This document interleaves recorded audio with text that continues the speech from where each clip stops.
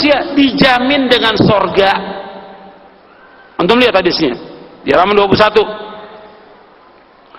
May yaqul li, dalam riwayat yang lain disebutkan, man takaffala li alla yas'alan nasa syai'an wa takaffal lahu bil jannah faqala thawban ana fakana la yas'alu ahadan syai'a. Siapakah yang mau menjamin untukku untuk tidak minta suatu kepada orang lain, dan aku akan menjamin dengan surga, maka Thawban kata saya, maka dia tidak pernah minta-minta kepada manusia. Hadis ini sahih dari Abu Daud, Ahmad dan yang lainnya. Makanya kita harus berusaha bagaimana kita menjadi orang yang ta'affuf. Ta'affuf itu muta'affif, nggak minta-minta pada manusia. Kita miskin, kita susah, kita adukan semua kepada Allah SWT. Minta kepada Allah, jangan minta kepada manusia. Hatta sekecil apapun yang ada di rumah kita, kita nggak ada minta kepada Allah. Dan menganggap remeh, jangan minta kepada orang. Hatta kita nggak punya apa-apa di rumah, nggak punya hatta garam atau apa, minta kepada Allah SWT. Sampai kita jalan, sendal kita putus, minta kepada Allah. Semua Nabi ajarkan untuk minta kepada Allah, sekecil apapun minta kepada Allah. Dan permintaan yang paling besar yang kita minta, jannah, surga. Ini permintaan yang paling baik yang diminta oleh manusia. Karena apa? Kita diciptakan oleh Allah untuk ibadah, dan tujuan hidup kita adalah surga, bukan dunia. Dunia ini nggak ada arti apa-apa. Seluruhnya dunia ini, seisinya semuanya nggak ada arti apa-apa di sisi Allah SWT. Kata Rasulullah, dunia ini dan seisinya semuanya lebih jelek daripada bangkai kambing. Dunia ini nggak ada harganya meskipun seberat sayap nyamuk. Yang kita cari apa? Jannah, surga. Hidup ini cobaan dan ujian. Insya Allah nanti saya akan jelaskan bagaimana sikap seorang miskin. Makanya dianjurkan oleh Nabi SAW kita ini ta'afuf. Kalau kita ta'afuf, dijaga oleh Allah. Wa may yasta'fif yu'ifahullah wa may yastaghni yughnihillah. Kata Nabi, barang siapa yang ta'afuf, menjaga dirinya, Allah akan jaga dia. Barang siapa merasa cukup, Allah akan berikan kecukupan kepada dia. Tapi kalau kita lihat manusia nggak cukup, terus mengejar dunia, nggak merasa cukup dengan apa yang Allah berikan. Makanya dengan rezeki yang Allah berikan sedikit, kita syukuri. Sekarang kita masuk bab yang ketiga, tentang kewajiban orang fakir dan miskin. Apa kewajiban dia? Kalau dia diberikan cobaan, ujian oleh Allah sebagai orang miskin, maka apa kewajibannya dia? Maka dia harus paham. Yang pertama, dia harus mengimani tentang al-qada wal qadar. Yang paling penting, mengimani tentang al-qada wal qadar. Ini masalah al-qada wal qadar, masalah penting, dan termasuk rukun iman yang ke-6, al-qada wal qadar.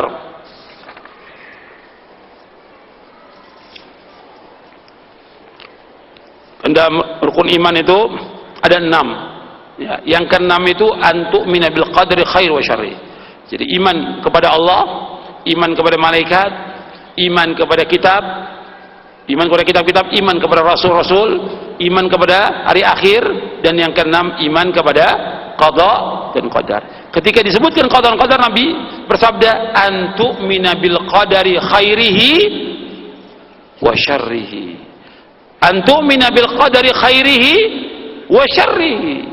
Engkau beriman kepada qadar baik dan buruk. Baik dan buruk, bukan hanya baik aja, buruk juga harus imani bahwa Allah takdirkan. Dan semua yang terjadi di langit dan di bumi dan dalam keduanya, Allah sudah takdirkan 50.000 tahun sebelum Allah menciptakan langit dan bumi. Kita harus sabar. Apa yang Allah takdirkan buat kita, kita harus sabar. Dan antum ingat bahwa Allah sudah menentukan semuanya ini. Ada yang diberikan oleh Allah keluasan rezeki kaya, ada yang disempitkan. Allah berfirman dalam surah Al-Isra ayat 30, Inna rabbaka yabsutur rizqa liman yasha' wa yaqdir innahu kana bi'ibadihi khabiran basira. Sesungguhnya Rabb kamu meluaskan rezeki bagi siapa yang Allah kehendaki dari hamba-hambanya, dan Allah menyempitkan bagi siapa yang Allah kehendaki. Sungguh Allah mengetahui dan Allah Maha melihat hambanya. Jadi kita tahu ini bahwa ketika Allah meluaskan, menyempitkan, yang luaskan Allah, yang menyempitkan Allah. Dan Allah mengatakan bahwa Allah Maha mengetahui. Bahkan dalam ayat yang lain bahwa yang demikian termasuk tanda bagi orang yang beriman. Allah berfirman di dalam surah Ar-Rum di ayat 37. Tidak ada di buku itu, nggak ada. Allah berfirman dalam surah Ar-Rum, kalau ada yang mau mushaf Al-Quran ini dilihat dalam mushaf Al-Quran di surah Ar-Rum ayat 37 Allah berfirman, alam yarau anna Allah yabsutur rizqa liman yasha wa yaqdir inna fi dzalika laayatil liqaumin yu'minun. Tidakkah mereka memperhatikan, tidakkah mereka melihat bahwasanya Allah meluaskan rezeki bagi siapa yang Allah kehendaki dari hamba-hambanya, dan Allah menyempitkan rezeki itu.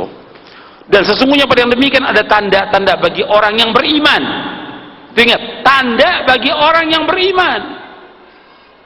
Makanya kalau kita beriman, kita imani tentang al-qada wal qadar, baik dan buruk. Kita imani semua datang dari Allah. Bukan kemampuan dia, bukan kehebatan dia, bukan. Ketika orang itu kaya, bukan karena kepintarannya, bukan karena kehebatannya, bukan karena titelnya, bukan karena segala macam, bukan. Tapi Allah yang berikan kepada dia. Kalau dia mengatakan saya kaya karena kepintaran saya, karena kehebatan saya, karena kejeniusan saya, karena pangkat saya, ini ucapan yang seperti ini sama seperti siapa? Qarun, yang kafir dan dibenamkan oleh Allah ke dalam bumi. Ketika orang mengatakan bahwa saya kaya ini karena kehebatan saya, karena kepintaran saya, karena titel saya, karena gelar saya, karena pangkat saya, ini Qarun yang seperti ini. Innama utitu ala ilmin indi, sesungguhnya Allah berikan karena ilmu yang Allah berikan, ilmu yang ada padaku. Maka Allah benamkan Qarun dengan seluruh hartanya ke dalam bumi. Kalau orang kaya yang ada sekarang ini belum seperti Qarun ya, kekayaannya, kuncinya aja nggak bisa dibawa oleh onta-onta itu, kuncinya, kunci perbendaraan kekayaannya Qarun. Tapi semua dibenamkan oleh Allah SWT. Kita harus ingat bahwa kekayaan bukan karena kepintaran kita, bukan karena kehebatan, bukan karena gelar, bukan karena pangkat, tapi Allah berikan kekayaan kepada dia. Begitu juga dia miskin, juga Allah yang berikan kepada dia kemiskinan. Yabsutur rizqa liman yasha wa yaqdir inna fi dzalika laayatil liqaumin yu'minun. Sesungguhnya yang demikian adalah tanda bagi orang beriman. Kalau kita beriman, ini Allah yang berikan. Sama seperti tentang kekuasaan, ada diberikan kepada orang fasik, diberikan kepada orang fajir, diberikan kepada orang kafir kekuasaannya itu. Karena yang memberikan kerajaan dan kekuasaan siapa? Manusia atau Allah? Allah. Allah yu'til mulka man tasha. Allah yu'til al-mulka. Allah yang memberikan kekuasaan kepada siapa yang Allah kehendaki. Wa tanzi'ul mulka liman yasha. Dan Allah cabut dari siapa yang Allah kehendaki. Jadi kita harus ingat. Jadi kita harus ingat bahwasanya semuanya Allah yang berikan. Bukan karena kita, bukan karena kepandaian, bukan karena ini, tapi kesalahan, dosa tetap ada pada manusia. Itu nggak lepas dosa itu. Ini juga saya sedikit tambahkan. Kalau tadi masalah kekayaan, kemudian juga masalah ini, tadi saya tambahkan tentang kekuasaan. Ini juga kadang-kadang banyak dibicarakan oleh orang, ya, tentang kekuasaan. Padahal itu Allah yang berikan. Allah sebutkan dalam surah Ali Imran, Qulillahumma malikal mulki tu'til mulka man tasha wa tanzi'ul mulka mimman tasha wa tu'izzu man tasha wa tudhillu man tasha biyadikal khair innaka ala kulli syai'in qadir. Allah sebutkan di dalam surah Ali Imran ayat 26, katakanlah Allah malikul mulki, Qulillahumma malikal mulk, katakanlah bahwa Allah malikal mulk, pemilik semua kerajaan Allah. Tu'til mulka man tasha, Allah berikan kekuasaan kepada siapa yang Allah kehendaki. Wa tanzi'ul mulka mimman tasha, dan Allah cabut kekuasaan dari siapa yang Allah kehendaki. Wa tu'izzu man tasha, Allah berikan kekuasaan bagi siapa yang Allah kehendaki. Wa tudhillu man tasha, dan Allah hinakan siapa yang Allah kehendaki. Biyadikal khair, dan semua kebaikan ada pada tangan Allah. Innaka ala kulli syai'in qadir. Engkau berkuasa atas segala sesuatu. Ini harus kita yakini semuanya ini sebagai orang yang beriman. Jadi sikap kita sebagai orang yang miskin, kita yakin bahwa ini takdir Allah. Kalau Allah juga berikan kekayaan kepada orang, dia akan melewati batas di muka bumi ini. Walau basatallahu rizqa li ibadihi labaghaw fil ard, walakin yunazzilu biqadari ma yasha, innahu bi ibadihi khabirum basir. Dan sekiranya Allah melapangkan rezeki kepada hamba-hambanya, niscaya mereka akan berbuat melampaui batas di muka bumi ini. Tapi Allah menurunkan dengan ukuran yang Allah kehendaki. Sungguh Allah meneliti terhadap keadaan hamba-hambanya. Yang kedua, sabar. Sikap kita ketika diberikan cobaan, ujian, jadi orang miskin, fakir, harus sabar. Sabar. Jangan berkeluh kesah. Dan memang sifat manusia itu suka berkeluh kesah. Itu sifat manusia. Ya, innal insana khuliqa halu'a. Idza massahu syarru jazua wa idza massahu khairu manu'a. Manusia diciptakan oleh Allah ini berkeluh kesah. Berkeluh kesah manusia ini. Makanya kita disuruh untuk sabar dan syukur. Sabar atas semua cobaan ujian dan syukur atas nikmat yang Allah berikan. Dan Allah akan uji kita dengan berbagai macam ujian. Anda bisa lihat dalam surah Al-Baqarah ayat 155 sampai 157. Dicoba dengan ketakutan, dengan lapar. Wa lanabluwannakum bisyai'in minal khawfi wal ju'i wa naqsin minal amwali wal anfusi wath thamarati wa basyyiris sabirin. Jadi Allah akan menguji kalian dengan suatu dari ketakutan, kelaparan, kekurangan harta, kekurangan jiwa, kekurangan buah-buahan, dan berikan kabar gembira kepada orang-orang yang sabar. Alladzina idza asabatuhum musibah qalu inna lillahi wa inna ilaihi raji'un. Itu orang-orang yang ditimpa musibah, mereka mengatakan inna lillahi wa inna raji'un. Maka disuruh kita untuk sabar atas cobaan itu. Dan sabar sampai kapan? Ya sampai mati. Nggak ada batasnya sabar. Sabar ini ibadah. Ibadah nggak ada batasnya. Sama kita sholat. Sampai kapan kita sholat? Sampai mati. Kalau sudah mati, ya disolatkan. Sabar ibadah kepada Allah. Sampai kapan? Sampai kita mati. Sama nuntut ilmu ibadah bukan? Sampai kapan nuntut ilmu? Sampai mati. Syukur ibadah bukan? Syukur ibadah sampai mati. Terus sabar ibadah. Jangan bilang sampai kapan saya sabar, sampai kapan? Sampai mati. Orang suka nanya, sampai kapan Ustaz? Kita sabar sampai mati. Ya sabar sampai mati. Sabar, sabar ibadah, dan Allah akan memberikan ganjaran yang besar kepada siapa? Orang yang sabar. Innama yuwaffas sabiruna ajrahum bighairi hisab, kata Allah. Sesungguhnya Allah memberikan ganjaran kepada orang-orang yang sabar tanpa hisab. Berlipat ganda ganjaran orang yang sabar itu. Makanya kita harus sabar. Diberikan cobaan, miskin. Saya sudah 15 tahun Ustadz miskin. Baru 15 tahun, belum 100 tahun. Saya sakit Ustaz sudah 10 tahun, belum 20 tahun. Nabi Ayub alaihissalam diberikan sakit oleh Allah berapa tahun? Nabi Ayub diberikan sakit oleh Allah berapa tahun? 18 tahun. Sabar Nabi Ayub. Sabar. Jadi sabar itu justru nikmat. Dengan kesabaran kita dan juga syukur atas nikmat Allah, insya Allah diberikan ganjaran terus oleh Allah Subhanahu Wa Taala. Kalau kesah kita jangan kepada manusia, tapi kalau kisah kita kepada Allah SWT. Minta jalan keluar yang terbaik. Dan kita introspeksi, apa sih kesalahan kita? Apa dosa kita? Kok diberikan seperti ini oleh Allah? Terus kita mengoreksi diri kita.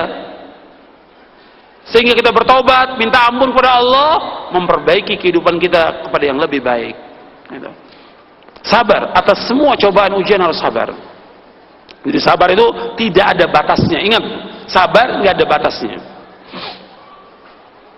Kemudian yang ketiga, sikap orang miskin ketika diberikan cobaan, ujian, dia miskin, fakir, jangan melihat kepada orang yang lebih kaya.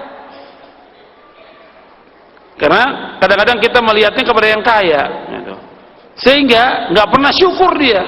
Dikasih apapun nggak pernah syukur karena lihatnya kepada orang kaya. Sekarang kita lihat bagaimana Nabi SAW mengajarkan kepada kita. Contoh teladan kita Rasulullah, yang wajib kita taati Rasulullah. Kata Rasulullah SAW, Anda melihat hadisnya di halaman 32. Rasul bersabda, "Unzuru ila man huwa asfala minkum, wa la tanzuru ila man huwa fawqakum, fa huwa ajdaru alla tazdaru ni'matallahi 'alaikum." Kata Nabi SAW, lihat kepada orang yang di bawah kamu. Jangan lihat kepada yang di atas. Karena apa? Supaya kamu lebih patut tidak meremehkan nikmat Allah yang Allah berikan kepada kalian. Jadi kita nggak meremehkan. Ini hadis sahih, riwayat Bukhari, Muslim dan yang lainnya. Jadi lihat kepada yang bawah. Sekarang umpamanya kita punya sepeda, ya. Alhamdulillah masih punya sepeda. Sebagian besar orang nggak punya sepeda. Kita punya rumah, alhamdulillah rumah kita kontrakan, alhamdulillah masih punya rumah meskipun ngontrak. Tapi yang banyak yang nggak punya rumah, ya, masih banyak orang yang nggak punya rumah. Kita masih alhamdulillah dikasih rumah oleh Allah. Terus begitu. Ketika kita umpamanya punya hanya beras saja, lauk pauk nggak punya, alhamdulillah kita masih punya beras. Sebagian nggak punya beras. Kita terus bersyukur. Kita dagang, cuma dapat hari ini cuma 5.000 rupiah, alhamdulillah kita bersyukur. Jangan lihat orang atas, yang lain dapat 50.000, yang lain hari ini dapat 100.000, yang lain dapat 1 juta. Kok saya cuma 10.000 dapat? Syukur sama Allah. Lihat kepada yang bawah, yang lebih susah. Begitu juga tentang tubuh kita. Dalam riwayat Bukhari disebutkan tentang tubuh kita. Lihat kepada yang bawah. Kita dikasih sama Allah tubuh ini sehat, alhamdulillah. Ada juga sebagian orang yang diberikan cacat artinya nggak sempurna, kita masih bersyukur pada Allah Subhanahu wa taala. Atau paras, dia kurang cantik atau kurang ganteng, atau semua nggak dilihat oleh Allah, tapi dia syukur dengan apa yang Allah berikan. Karena apa? Allah nggak melihat kepada tubuh kita, Allah juga nggak melihat kepada paras kita, sama sekali Allah nggak lihat. Tapi yang Allah lihat kepada apa? Allah lihat kepada apa? Kepada hati dan amal. Innallaha la yanzuru ila suwarikum wala ila ajsamikum walakin yanzuru ila qulubikum wa a'malikum. Allah enggak melihat kepada bentuk rupa kamu. Allah enggak melihat kepada kamu cantik, ganteng, jelek, tidak. Allah enggak lihat kepada bentuk tubuh kamu. Dalam riwayat yang lain, Allah enggak melihat kepada harta kamu, miskin atau kaya, tapi yang Allah lihat ila qulubikum wa a'malikum. Allah lihat kepada hati kita dan amal kita. Amal kita bagaimana? Taat nggak kita? Bener nggak amal kita kepada Allah SWT? Yang Allah lihat hati kita dan amal kita, bukan bentuk tubuhnya, bukan bentuk wajahnya, bukan gemuk, kurus, tinggi, pendek, bukan. Allah nggak lihat itu, nggak lihat sama sekali. Allah nggak lihat. Yang Allah lihat adalah hati dan amal. Hadis sahih dari Imam Muslim. Jadi harus perhatikan, kita disuruh melihat kepada yang bawah. Lihat itu, kalau kita lagi mengalami kesulitan, kesusahan, sakit, musibah, lihat kepada orang yang lebih susah daripada kita. Ketika kita sakit, lihat di rumah sakit, ribuan orang di rumah sakit lebih parah daripada kita. Kita bersyukur kepada Allah. Lihat kepada yang bawah.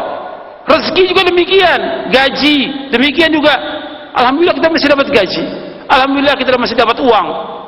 Alhamdulillah kita masih dapat sedikit dari dagang saja dapat, alhamdulillah. Syukur kepada Allah.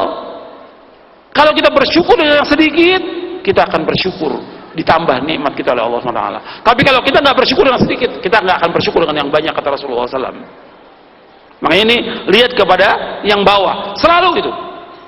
Jangan lihat tetangga kita punya motor, punya mobil, punya segala macam. Akhirnya nuntut bersama. Kita sejak kapan? Dari mulai dulu cuma punya sepeda, punya motor butut. Tetangga kita udah punya mobil 2, kita belum punya apa-apa. Sabar.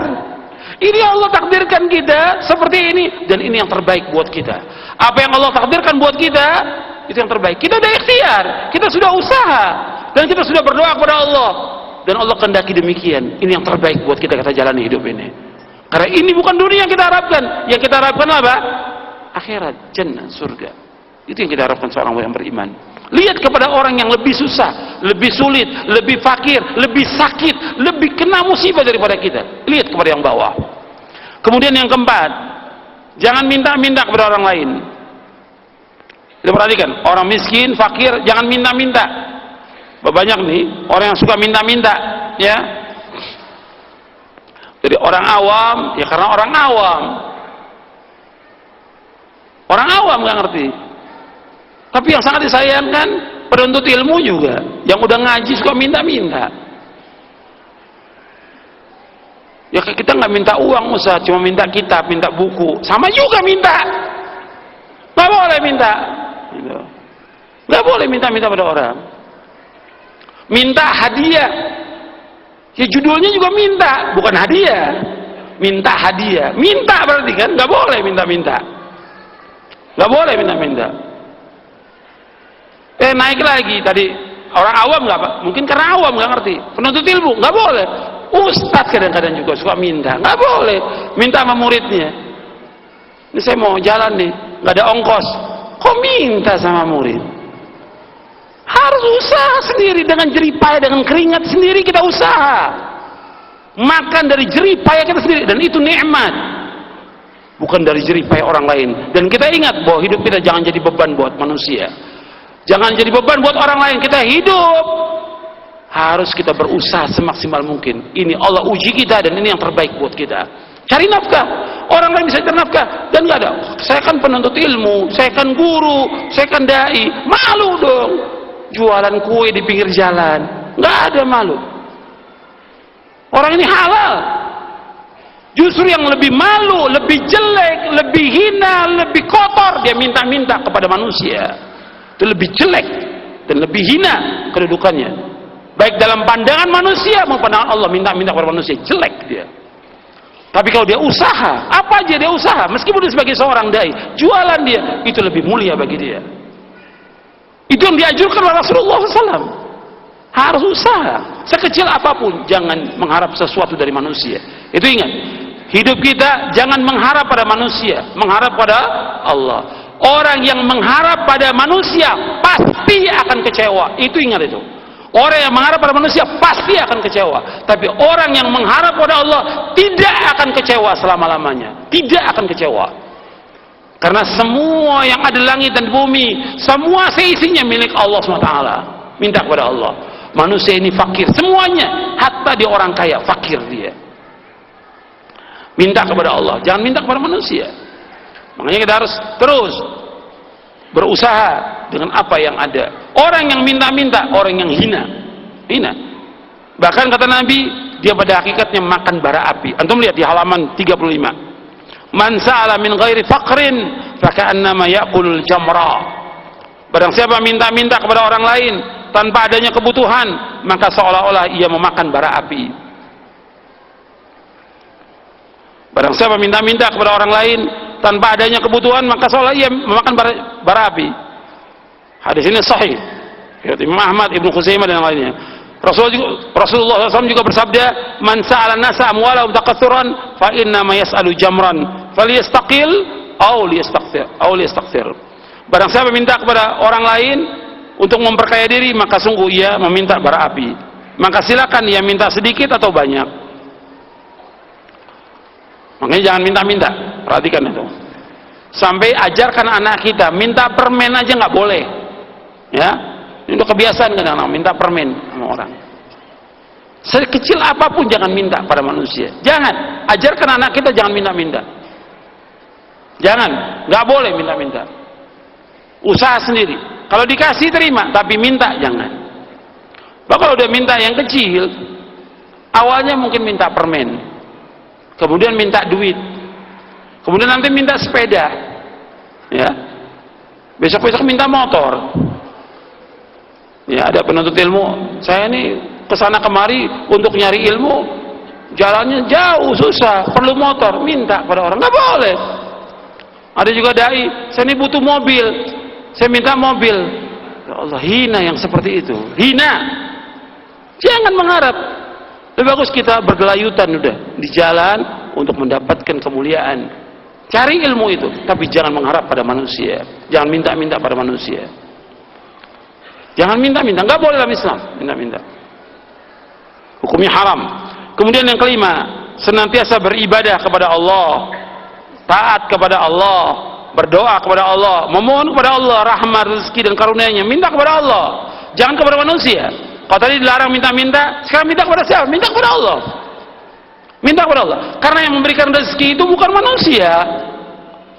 Allah yang memberikan rahmat, Allah yang memberikan karunia, Allah yang memberikan semua fasilitas juga Allah SWT. Maka minta kepada Allah Subhanahu wa ta'ala. Makanya disuruh antum lihat dalam surah Al-Ankabut ayat 17 Allah berfirman, innama ta'buduna min dunillahi awthana wa takhluquna ifka innal ladzina ta'buduna min dunillahi la yamlikuna lakum rizqa fabtaghu 'indallahi rizqa wa'buduhu washkuru lahu ilaihi turja'un. Sesungguhnya yang kalian sembah selain Allah hanyalah berhala-berhala dan kamu membuat kebohongan. Sesungguhnya apa yang kamu sembah selain Allah itu tidak mampu memberikan rezeki kepada kamu. Kata Allah, fabtaghu 'indallahi rizqa, maka mintalah rezeki kepada Allah. Wa'buduhu, dan beribadah hanya kepada Allah. Washkurulah, dan bersyukurlah hanya kepada Allah. Ilaihi turja'un, hanya kepada Allah kalian akan dikembalikan. Disuruh kita minta rezeki kepada Allah. Makanya Nabi SAW setiap selesai sholat subuh Nabi berdoa, Allahumma inni as'aluka ilman nafi'a wa rizqan thayyiba wa amalan mutaqabbala. Ya Allah, aku minta kepada Engkau ilmu yang bermanfaat. Allahumma inni as'aluka ilman nafi'a wa rizqan thayyiba wa amalan mutaqabbala. Ya Allah, aku minta kepada Engkau ilmu yang bermanfaat, rezeki yang halal dan amal yang terima. Minta kepada Allah. Bukan minta tambahan rezeki, bukan. Rezeki yang halal. Yang disuruh minta tambahan itu dalam kehidupan kita, tambahan apa? Ilmu.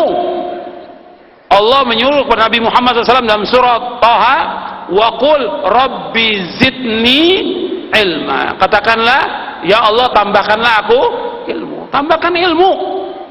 Ilmu yang kita minta tambahan, bukan harta. Kalau harta kita minta yang halal.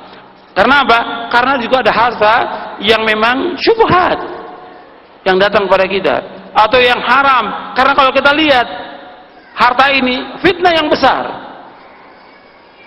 Harta fitnah yang besar. Kata Nabi SAW, inna likulli ummatin fitnah wa fitnatu ummati al-mal. Sesungguhnya setiap umat ada fitnahnya, dan fitnah umatku masalah harta. Harta. Banyak orang rusak gara-gara masalah harta.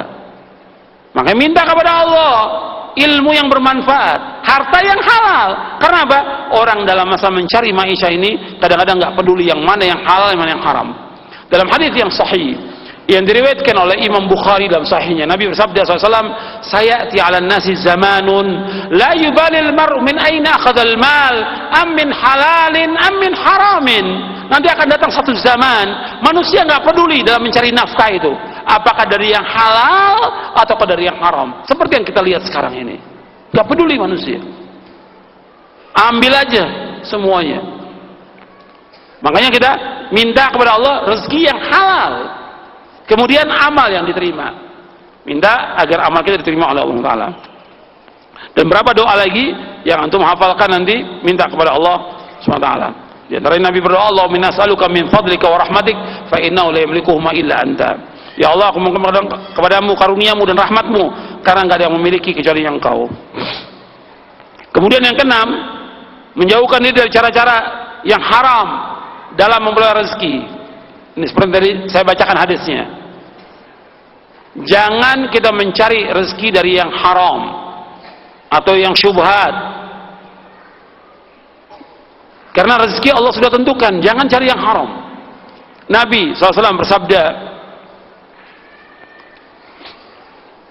inna ruhal qudus nafatha fi rawi anna nafsan lan tamuta hatta yastakmila ajalaha wa tastaw'iba rizqaha fajmilu fi talab wa la yahmilanna adakum istibta'u rizq ay yatlubahu bi ma'siyatillah fa inna Allah ta'ala la yunalu ma indahu illa bi ta'atihi.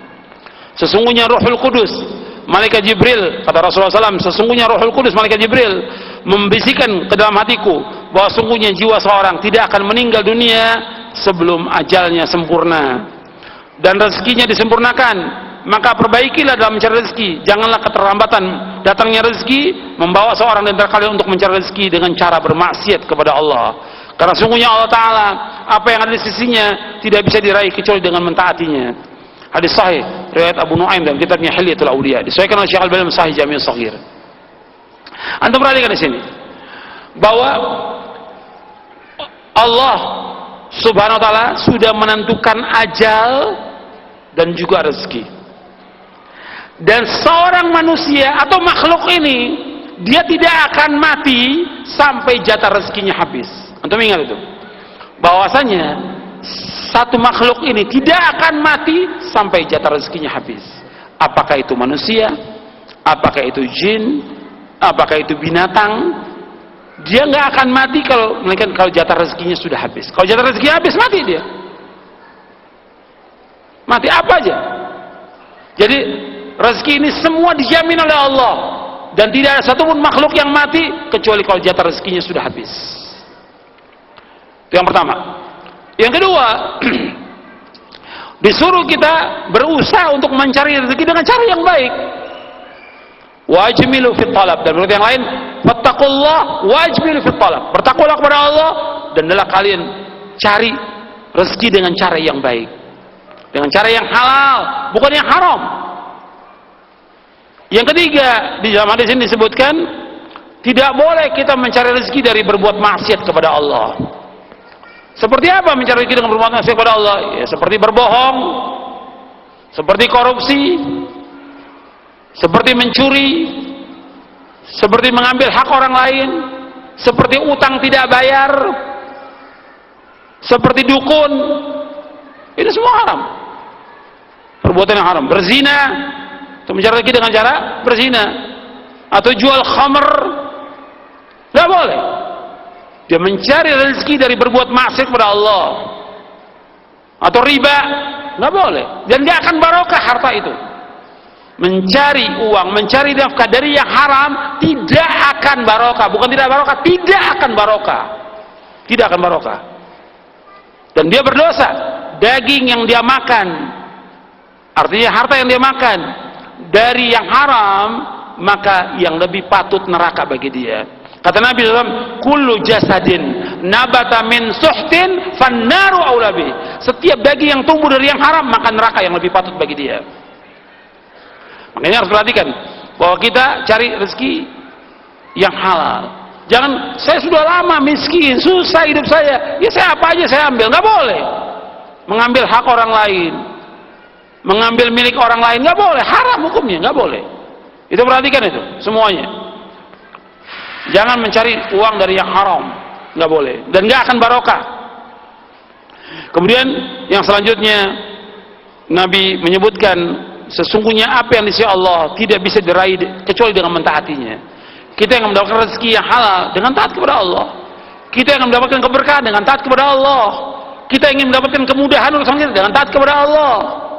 Kita ingin supaya anak kita saleh dan saleh dengan taat kepada Allah. Semuanya kita harus taat kepada Allah. Melaksanakan yang wajib, melaksanakan yang sunnah, menjauhkan yang haram. Jangan melakukan perbuatan yang haram. Menjauhkan yang haram. Kemudian yang ketujuh, kewajiban kita semuanya, termasuk juga orang-orang yang fakir, miskin, adalah bekerja dengan jujur, amanah dan sungguh-sungguh. Jadi harus dia usaha. Nggak boleh hidup ini berpangku tangan, nggak boleh. Bermalas-malasan, nggak boleh. Atau mengharapkan belas kasihan orang lain, nggak boleh. Jadi tukang minta-minta, mengemis kepada orang, tidak boleh. Hidup ini setiap orang harus kerja, harus usaha. Sekedarnya aja. Tetap ada sesuatu yang kita bisa dapat untuk menghidupi diri kita, istri kita, anak kita, dan orang tua kita, cukup. Karena tujuan dari hidup ini untuk ibadah kepada Allah. Tapi tetap kita harus kerja, usaha, ikhtiar, tetap tawakal kepada Allah, tapi harus ikhtiar, cari nafkah. Karena para sahabat juga mencari nafkah, para nabi juga mencari nafkah. Para nabi alaihi wassalatu wassalam mencari nafkah. Nabi ketika di Mekah jadi penggembala kambing. Nabi Zakaria jadi tukang kayu. Nabi Daud jadi pandai besi. dan yang lainnya alaihi wassalatu wassalam. Ada usaha, kerja, dagang yang halal ribuan mata pencarian yang halal, ribuan. Yang haram cuma sedikit, yang halal itu banyak. Kemudian selanjutnya yang ke-8, menjauhi sifat malas. Ini orang Islam ini harus rajin, harus sungguh-sungguh, tidak boleh malas. Banyak orang malas, ya. Kadang-kadang dia kerjanya cuma berapa hari, kerja 3 hari, liburnya 4 hari. Ngajar mestinya seminggu, ngajarnya cuma 2 hari, liburnya lebih banyak. Ngapain, tidur mulu atau main atau yang lainnya. Nggak boleh dalam Islam. Kita harus berusaha dengan sungguh-sungguh. Seorang muslim itu, antum menuntut ilmu akan dapat ilmu yang bermanfaat kalau sungguh-sungguh. Kerja juga kita bisa dapat rezeki ya dengan kesungguhan. Maka Nabi bersabda SAW dalam hadis yang sahih, antum lihat di sini hadisnya, kata Nabi SAW, al-mu'minul qawiyyu khairun wa habbu ila Allah minal mu'minid dha'if wa fi kullin khairun ihris ala ma yanfa'uka wasta'in billah wa la ta'jaz. Dan seterusnya, antum lihat hadisnya di halaman 40-41. Kata Nabi, mukmin yang kuat lebih baik dan lebih dicintai Allah daripada mukmin yang lemah. Pada keduanya ada kebaikan. Tapi bersungguh-sungguh kalian kepada bermanfaat buat kalian. Minta tolong kepada Allah, jangan lemah. Orang Islam nggak boleh lemah, nggak boleh malas. Nabi berlindung kepada Allah dari lemah, dari malas, dari sifat pengecut, dari sifat bakhil, dari umur pikun, dari azab kubur. Nabi berlindung kepada Allah SWT. Dan kita juga harus berlindung kepada Allah. Nggak boleh lemah. Orang Islam nggak boleh lemah. Kalau orang lain semangat, anda bisa lihat keluar. Ya. Lihat orang-orang yang fasik, orang-orang yang fajir, orang yang kafir. Mereka luar biasa semangatnya. Orang-orang yang berbuat bidah semangat untuk bidahnya. Yang berbuat syirik semangat. Orang yang menuntut ilmu yang nggak bermanfaat semangat. Kenapa kita nggak semangat dalam menuntut ilmu yang syar'i? Kenapa kita nggak semangat dalam mencari nafkah buat diri kita, istri kita, orang tua kita, anak kita? Nggak semangat.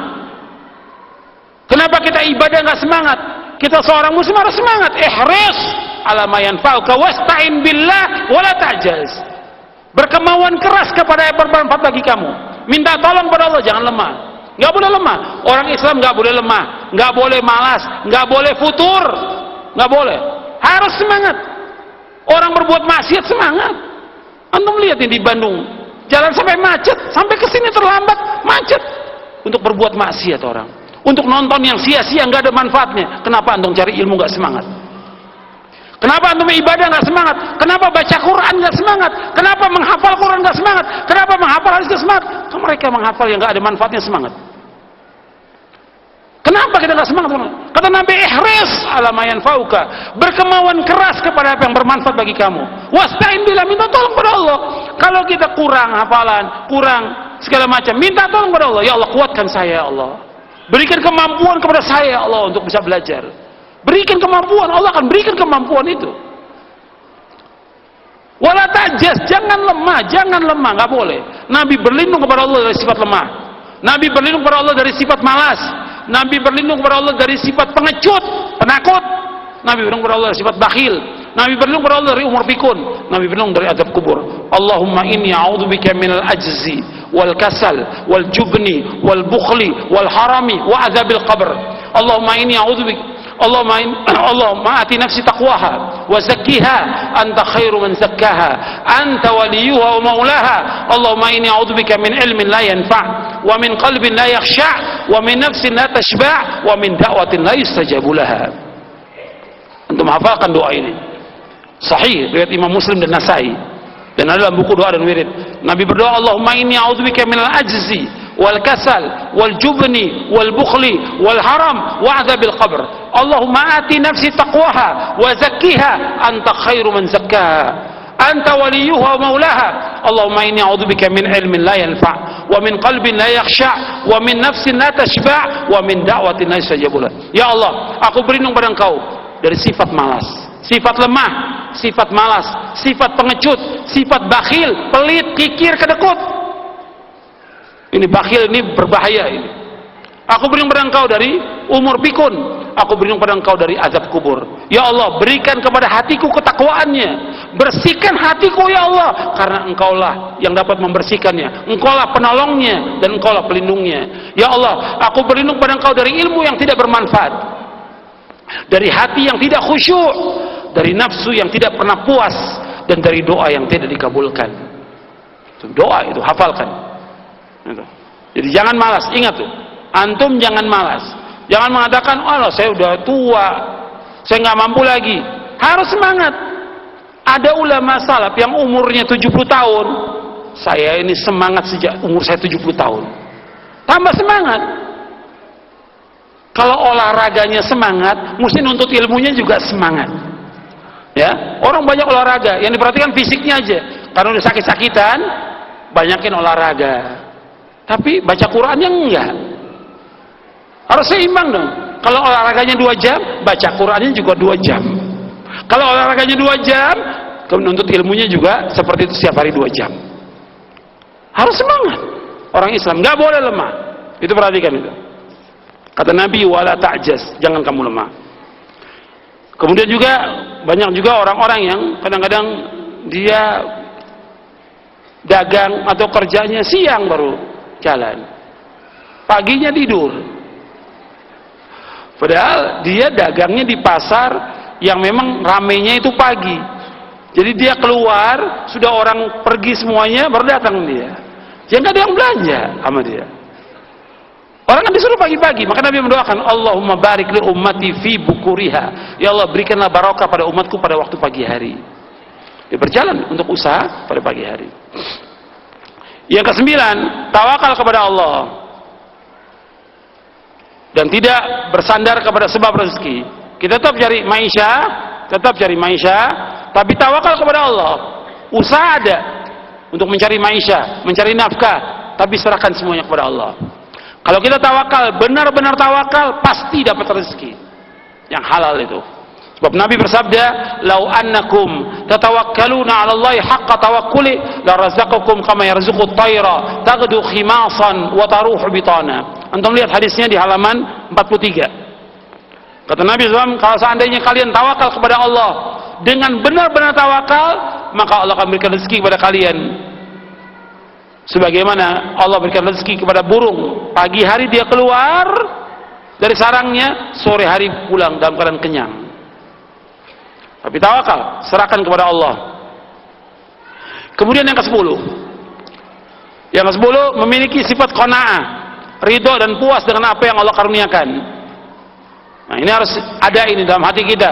Setiap mukmin dan mukminah, setiap muslim dan muslimah harus qanaah.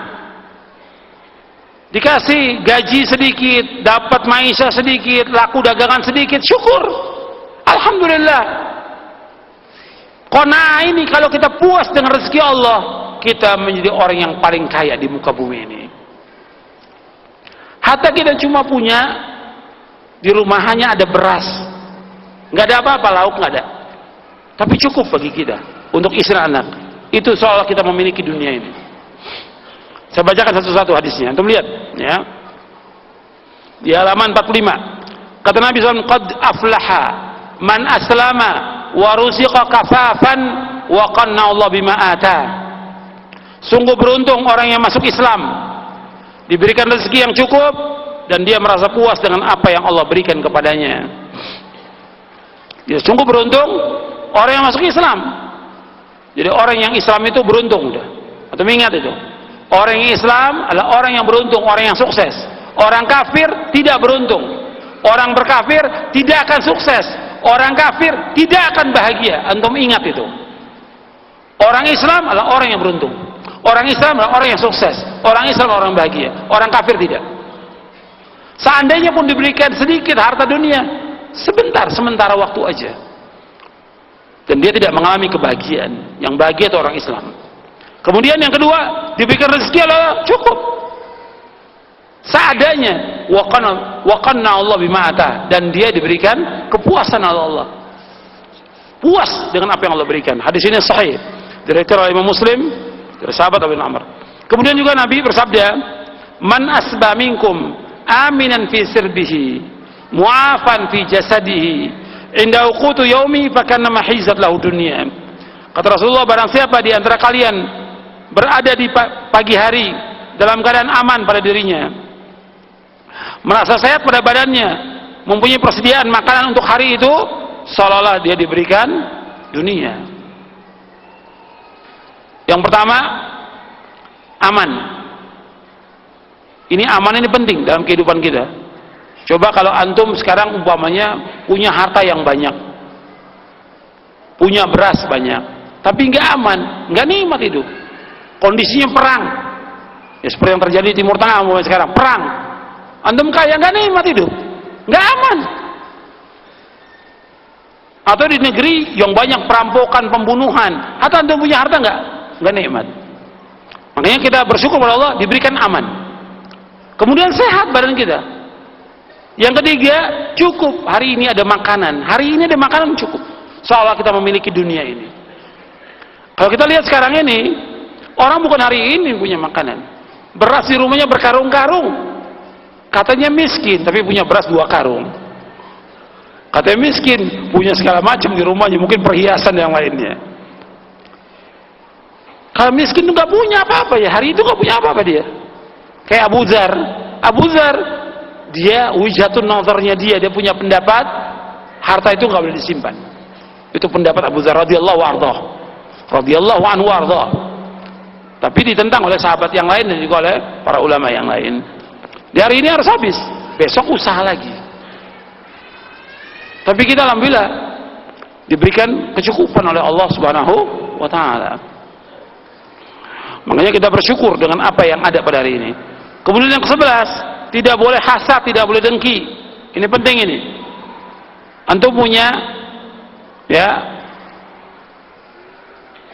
sedikit rezeki, tetangga kita diberikan rezeki lebih.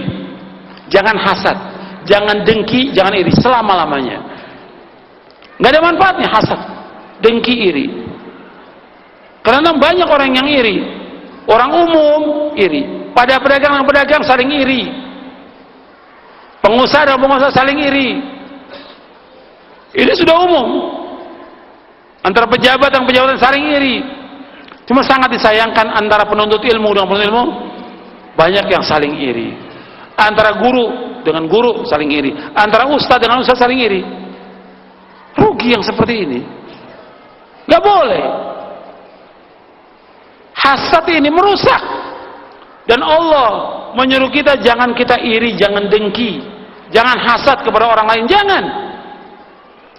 jangan mengharap apa yang Allah berikan kepada orang lain, jangan minta kepada Allah. Antum lihat ayatnya dalam surah An-Nisa ayat 32. Allah berfirman, "Wala tatamannau ma faddalallahu bi ba'dakum 'ala ba'd. Lirijali nasibu mimma iktasabu wa lin-nisa'i nasibu mimma iktasabna. Was'alullaha min fadli, innallaha kana bikulli syai'in 'alima." Dan janganlah kalian iri terhadap karunia yang Allah berikan, yang Allah lebihkan kepada sebagian kalian dan sebagian yang lain. Karena laki-laki mendapatkan apa yang mereka usahakan, dan bagi perempuan pun ada bagian yang mereka usahakan. Mohonlah kepada Allah sebagian dari karunia-Nya. Sungguh Allah itu Maha mengetahui segala sesuatu. Jadi nggak boleh iri, selama-lamanya nggak boleh iri. Jadi orang dia dikasih gaji lebih, dapat uang, dapat harta, dapat kendaraan, dapat fasilitas, jangan iri. Kita doakan kebaikan buat teman kita, tetangga kita, saudara kita. Doakan. Barakallahu fiik. Mudah Allah berkahi kamu. Barakallahu fi ahlika wa malik. Mudah Allah berikan barokah hartamu dan juga keluargamu. Doakan. Jangan iri kepada orang, jangan iri, sama sekali nggak boleh. Kadang-kadang banyak orang itu nggak nikmat hidupnya dengan pas-pasan karena iri. Jangan iri kepada orang. Dan nggak usah peduli kepada orang lain, orang diberikan harta atau apa oleh Allah. Nggak usah peduli. Yang penting kita urus diri kita dan minta kepada Allah karunia Allah. Was'alullaha min fadli, dan mintalah karunia dari Allah SWT. Kemudian yang ke-12 yang harus diperhatikan oleh orang-orang yang miskin, yang fakir, pandai dalam mengatur harta dan hemat. Suaminya gajinya kecil, ya, istrinya harus pandai-pandai mengatur uang. Jangan sudah kecil gajinya, mau belanjanya ya di supermarket, di mall, belanjanya yang mahal harganya, dicari di pasar-pasar yang murah. Hemat, belanja yang hemat. Karena apa? Karena suami kita miskin, gajinya pas-pasan. Jangan kemudian memaksakan diri untuk belanja di tempat-tempat yang harganya mahal. Nggak boleh. Ini perhatikan, jangan boros. Jangan boros. Atur itu, keuangan itu. Yang sedikit itu lebih baik daripada yang banyak. Kata Nabi, maqalla wa kafa khairum mimma katsura wa alha. Apa yang sedikit dan cukup lebih baik daripada yang banyak dan melalaikan. Kemudian yang 13, syukur kepada Allah. Syukur. Bertakwa kepada Allah dan syukur atas semua nikmat yang Allah berikan kepada kita. Seandainya kita ini fakir miskin, gak punya apa-apa, hanya punya ya apa yang ada yang sekarang kita miliki, kita wajib bersyukur atau tidak? Saya tanya kepada antum, kita ini fakir miskin, gak punya apa-apa, rumah kontrak kecil rumah kita, ya mungkin RSSSS semua ya, udah sangat sempit. Kita wajib gak bersyukur? Wajib bersyukur, tetap wajib. Kenapa? Nikmat yang Allah berikan kepada kita sangat banyak dan tidak bisa kita hitung. Itu yang awal, ingat mukadimah saya yang awal tadi. Nikmat Allah semuanya kita sudah nikmati. Wa ma bikum min ni'matin faminallah. Apa saja yang kamu miliki, semua yang kamu peroleh, semua datang dari Allah. Semua nikmat. Syukuri. Dengan kita bersyukur dengan gaji yang kecil, dengan maisha yang sedikit, kemudian hasil dari penjualan kita kue atau apa aja, baju atau buku atau yang lain, kita syukuri yang sedikit itu, maka Allah akan tambah dan barokah rezeki kita. La in syakartum la azidannakum wa la in kafartum inna adzabi lasyadid. Seandainya kamu bersyukur, Allah akan tambah nikmat itu. Kalau kamu kufur, azab Allah sangat pedih. Makanya kita berusaha bagaimana menjadi hamba yang bersyukur. Kemudian yang ke-14, jangan memperturutkan hawa nafsu untuk berutang. Ini banyak orang ini yang selalu berutang, semuanya utang, ya, nggak boleh. Ada kita mampu beli, nggak ada ya sudah. Jangan paksakan diri kita untuk utang. Karena apa? Utang ini berat sekali utang ini. Dalam syariat Islam, ayat yang terpanjang tentang utang piutang, terpanjang dalam Al-Quran. Bukan utang nggak boleh, boleh. Utang itu boleh. Cuma hati-hati kita. Jangan sampai kita ini dituntut sampai hari kiamat. Karena antum ingat bahwa orang yang mati syahid itu semua dosanya diampuni oleh Allah, kecuali satu nggak diampuni, apa? Utang. Dalam hadis yang sahih yang diriwayatkan oleh Imam Muslim, Nabi bersabda, "Yughfaru lisyahidi kullu dzanbin illa dain." Diampunkan semua dosa orang yang mati syahid kecuali satu, utang, nggak diampuni, akan dituntut sampai hari kiamat. Kemudian Nabi SAW ketika ada jenazah dibawakan kepada Nabi untuk Nabi sholatkan jenazah ini, yang Nabi tanya pertama kali, ditanya apa? Ada utangnya apa enggak? Nabi nggak tanya dia orang kaya apa orang miskin, enggak. Nabi nggak tanya miskin atau kaya. Yang Nabi tanya ada utangnya atau tidak. Ini orang Muslim yang dibawa kepada Rasulullah SAW untuk Nabi sholatkan. Ditanya oleh Nabi, ada utangnya apa tidak? Kata sahabat, ada 2 dinar. Kalau gitu aku nggak mau sholatkan. Nabi nggak mau sholatkan. Jenazah yang ada utang Nabi nggak mau sholatkan. Kata Abu Qatadah, ya Rasulullah, saya yang tanggung 2 dinar dan saya akan bayar. Betul kamu bayar? Betul ya Rasul, saya akan bayarkan. Baru Nabi mau sholatkan. Setelah dikuburkan Nabi tanya lagi, sudah kau bayarkan belum? Sampai seperti itu Nabi tentang masalah utang ini. Jadi antum perhatikan tuh, jangan gampang-gampang utang. Kata Nabi SAW, la tukhifu anfusakum ba'da amniha. Jangan kalian membuat diri kalian takut sesudah kalian aman. Apa yang Rasulullah takut itu? Sesudah aman, ad-dain, utang. Antum sekarang ini hidup apa adanya. Antum bersyukur. Kita bisa memberikan nafkah kepada istri dengan apa yang ada, dengan kepada anak. Kita bisa sekolahkan anak. Cukup dengan apa yang ada. Kadang kita memaksakan, cari modal lagi untuk usaha, jadi utang. Yang tadinya kita nggak punya utang, istri kita nggak punya utang, anak kita nggak punya utang, kemudian kita mati dalam keadaan kita punya utang. Kesian anak-anak kita, kesian istri kita. Yang tadi nggak punya utang, sekarang jadi punya utang.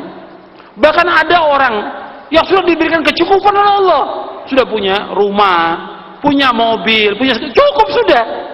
Tapi karena nafsu, pengen usaha lagi, pengen majukan usaha, pinjam modal kepada bank. Akhirnya apa? Tadinya nggak punya utang, jadi punya utang sekarang ini. Tadinya dia dapat gaji cukup buat istrinya, buat anaknya, buat orang tuanya, bahkan bisa sedekah untuk pondok-pondok pesantren, untuk membantu dakwah. Setelah dia pengen usaha lagi, jadi punya utang, dan utangnya nggak kebayar sampai dia mati. Akhirnya apa? Meninggalkan beban buat istri dan anaknya. Dan ini terjadi yang seperti ini. Makanya la tukhifu anfusakum ba'da amniha, kata Nabi. Jangan kalian menakuti diri kalian sesudah kalian aman. Dengan apa Rasulullah? Dengan utang, dengan dain. Jadi ingat itu. Jangan, bukan berarti utang nggak boleh. Kalau memang terpaksa kita harus utang, boleh. Sekedarnya aja, sesuai dengan kebutuhan kita. Tapi ya sekarang kan banyak orang utang. Sampai jutaan, sampai ratusan juta. Sekarang kita belum mampu beli rumah, ya kontrak sudah. Gak apa-apa, antum jadi kontraktor abadi sampai meninggal, gak ada masalah jadi kontraktor abadi. Kontrak terus bertahun-tahun belasan, gak ada masalah. Gak ada masalah. Memang itu yang mampu. Tapi ketika kita paksakan, kemudian kita pinjam uang ratusan juta, kita gak mampu ganti, bahkan jadi beban buat istri kita, anak kita. Kesian. Jadi apa yang kita mampu beli, kita beli, yang enggak jangan. Itu Islam mengajarkan demikian. Jangan utang. Karena apa? Nabi paling takut dengan utang, Rasulullah. Sampai Nabi berlindung di akhir salatnya, di tasyahud akhir, Allahumma inni a'udzubika min adzabi jahannam wa min adzabil qabr wa min fitnatil mahya wal mamat wa min syarri fitnatil masiihid dajjal. Allahumma inni a'udzubika minal ma'thami wal maghram. Di akhir itu doa itu, Allahumma inni a'udzubika minal ma'tham wal maghram. Ya Allah, aku berlindung pada engkau dari perbuatan dosa dan utang. Istri bertanya, Rasulullah, engkau terus menerus berlindung pada Allah dari utang. Iya, orang kalau sudah berutang, kalau dia ngomong mesti bohong. Orang kalau sudah berutang, kalau janji mesti menyalahi janji. Rata-rata tuh orang kalau utang. Ya kalau orang sering utang, kalau bicara suka bohong. Kalau janji menyalahi janji. Makanya kalau HP-nya juga nomornya ganti mulu karena dikejar orang. Nomornya ganti mulu karena apa? Dikejar orang. Utang, banyak utang. Nggak nikmat hidup banyak utang. Kesini ditagih orang, kesana ditagih orang. Kesian. Kita nggak ada, istri kita diteror orang karena utang. Jangan. Kita nikmati hidup dengan apa yang ada. Meskipun kita fakir, miskin, Allah berikan ini, minta kepada Allah. Minta kepada Allah agar kita diberikan kecukupan dan ridho dengan apa yang ada. Kemudian yang ke-15, yang kita ingat bahwa hidup ini sebagai ujian. Itu harus ingat itu. Ujian, kaya dan miskin ujian, kaya dan fakir ujian, sehat dan sakit ujian, senang dan susah ujian. Semua ujian. Makanya Allah menyebutkan dalam Al-Qur'an, kullu nafsin dha'iqatul maut wa nabluukum bisyarri wal khairi fitnah wa ilaina turja'un. Setiap jiwa pasti akan mati. Kami akan uji kalian dengan kejelekan dan kebaikan sebagai cobaan dan ujian, dan kepada kami kalian dikembalikan. Kata Ibnu Abbas, kami akan menguji kalian dengan kesulitan, kesenangan, kesehatan dan penyakit, kekayaan dan kefakiran, halal dan haram, ketaatan dan maksiat, petunjuk dan kesesatan. Ini ujian. Kemudian dengan kesenangan, kesulitan, dan keduanya merupakan ujian. Kita diuji oleh Allah. Hidup ini merupakan cobaan ujian. Tinggal Allah akan melihat kepada kita siapa. Antum perhatikan ya, tolong jangan tidur. Allah akan melihat kita. Antum benarkan kalau salah ini. Allah akan melihat kepada kita yang kaya dan miskin. Betul atau tidak? Saya tanya kepada antum, sebelum pertanyaan datang, saya tanya kepada antum. Ya, Allah memberikan cobaan kepada kita ini. Allah akan lihat tentang apa yang Allah lihat, kaya atau miskin yang Allah lihat. Yang Allah lihat apa? Kok jawab dong. Yang Allah lihat siapa di antara kalian yang paling baik amalnya? Alladzi khalaqal mauta wal hayata liyabluwakum ayyukum ahsanu amala, bukan aktsaru amwala, bukan. Allah yang telah menciptakan mati dan hidup untuk menguji kalian. Siapa di antara kalian yang paling baik amalnya, bukan paling banyak hartanya. Liyabluwakum ayyukum ahsanu amala, bukan aktsaru amwala, bukan yang paling banyak hartanya, bukan yang paling bagus mobilnya, bukan. Allah akan uji siapa yang paling baik amalnya. Yang paling baik amalnya, kata Fudhal bin Iyad, akhlasuhu wa aswabu, yang paling ikhlas dan paling mengikuti contoh Rasulullah SAW. Antum ingat bahwa hidup ini merupakan ujian, dan Nabi SAW sudah mengingatkan kepada kita bahwa hidup ini ujian. Allah sudah mengingatkan kepada kita bahwa hidup ini ujian. Dunia ini sebagai mata'ul gurur. Allah tidak pernah memuji tentang dunia, Rasulullah tidak pernah memuji tentang dunia. Ini ujian, bahwa tujuan hidup kita seorang mukmin apa? Surga. Makanya dengan kemiskinan Allah berikan kepada kita, dengan kekayaan Allah berikan kepada kita, untuk terus kita rajin ibadah kepada Allah, taat kepada Allah, menjauhkan segala macam perbuatan dosa dan maksiat. Yang kita cari surga. Maka jangan kita tertipu dengan dunia ini. Allah sebutkan, saya bacakan satu ayat dari sekian banyak ayat. Ya, Allah berfirman, kullu nafsin dha'iqatul maut wa innama tuwaffawna ujurakum yaumal qiyamah faman zuhziha 'anil nari wa udkhila jannah faqad faz wa mal hayatud dunya illa mata'ul ghurur. Kata Allah SWT bahwa setiap jiwa pasti akan mati. Allah akan uji kalian. Allah akan memberikan ganjaran kepada kalian, sempurnakan pada hari kiamat nanti. Siapa yang dijauhkan dari api neraka dimasukkan ke surga, dia orang yang sukses. Dan tidaklah kehidupan dunia melainkan kehidupan yang menipu. Dunia ini kehidupan yang menipu. Dunia ini ujian buat kita.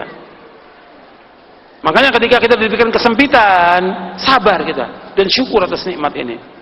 Dan kita disuruh oleh Allah untuk terus taat kepada Allah, meningkatkan ketaatan dan menjauhkan perbuatan dosa dan maksiat. Jangan kita berkeluh kesah, jangan. Harus kita ingat bahwa kita harus memperhatikan ibadah kita kepada Allah, memperhatikan gimana kita nuntut ilmu atau tidak. Kita perhatikan sholat kita, perhatikan zikir kita, bagaimana hubungan kita dengan Allah SWT. Kita harus tambah baik, karena Allah menciptakan kita untuk apa? Untuk senang-senang dengan dunia, apa untuk ibadah? Wa ma khalaqtul jinna wal insa illa liya'budun. Antum perhatikan di sini ya. Tolong perhatikan. Jangan ngobrol. Belum selesai. Kita ngaji cuma sebentar. Nanti ngobrolnya yang banyak. Antum lihat. Ngaji cuma sebentar. Antum perhatikan. Antum lihat, setiap ibadah Allah iringi dengan rezeki. Setiap ibadah Allah iringi dengan rezeki. Jadi nggak kurang rezeki itu. Saya ambil contoh di ayat yang tadi saya bacakan. Wa ma khalaqtul jinna wal insa illa liya'budun ma uridu minhum rizqin wa ma uridu ayut'imun innallaha huwar-razzaqu dzul quwwatil matin. Tidaklah aku ciptakan jin dan manusia untuk beribadah kepadaku. Aku nggak minta rezeki kata Allah kepada kalian, dan aku nggak minta makan. Sesungguhnya Allah yang terus-menerus memberikan rezeki, dan Allah yang maha kuat dan maha kokoh. Artinya kalau kita ibadah kepada Allah terus-menerus, rezeki Allah berikan. Bukan berarti kita nggak cari nafkah, ikhtiar tetap, tapi Allah akan berikan. Sampai zikir aja, antum perhatikan. Sampai zikir kita membaca subhanallah wa bihamdi, subhanallah azim, subhanallah wa bihamdi, subhanallah azim 100 kali, Allah akan berikan rezeki kepada kita. Cuma baca itu aja. Belum lagi yang lain yang kita baca. Anda perhatikan, ibadah ini Allah akan berikan rezeki. Sambil contoh lagi dalam Al-Quran. Maryam bintu Imran, ibadah kepada Allah di mihrabnya. Ibadah, terus beribadah kepada Allah.